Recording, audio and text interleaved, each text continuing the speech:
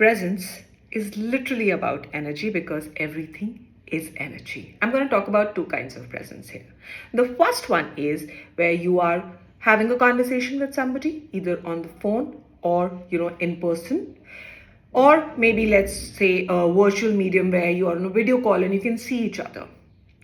Something is being told to you, something is being conveyed to you, something is being relayed to you.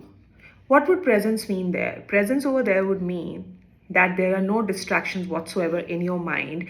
And even if something comes up, it's not possible sometimes for us to not have any biases coming up or any other thoughts coming up. But even when they come up, you can shut them off, you can park them to the side and bring yourself back to the present moment and try and understand what is this person trying to convey to you, and you receive it the way the other person intends for you to receive it. That's one kind of presence.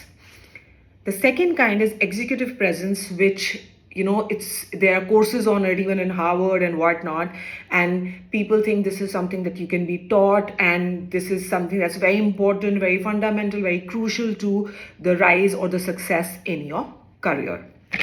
Now, about that, I have always believed, I've observed it, and I've felt it myself. You can dress like $1,000,000. You can behave like $1,000,000. You can act like $1,000,000.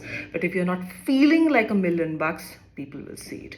How many times have you come across a person who's dressed like that, who's all spick and span, absolutely sharp and neat and clean, and talking in a certain way which is sharp and crisp, and yet you do not feel that presence?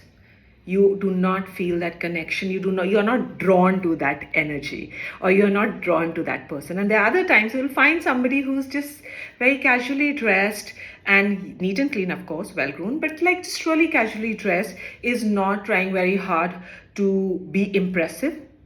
And yet you feel drawn to them. You feel drawn to whatever they are saying. And even when they leave that room, even when you are not physically present with them, it reverberates in your consciousness.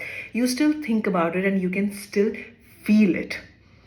And it's not just about clothing when we talk of executive presence. There are so many, like we talk about, charisma, magnetism, and this and that, and gravitas and depth. This is something that you need to develop every single day. You need to work on yourself. There's an inner world that you have inside. When you work on that, you work on self-awareness continually. You work on your wounds, your insecurities, your fears.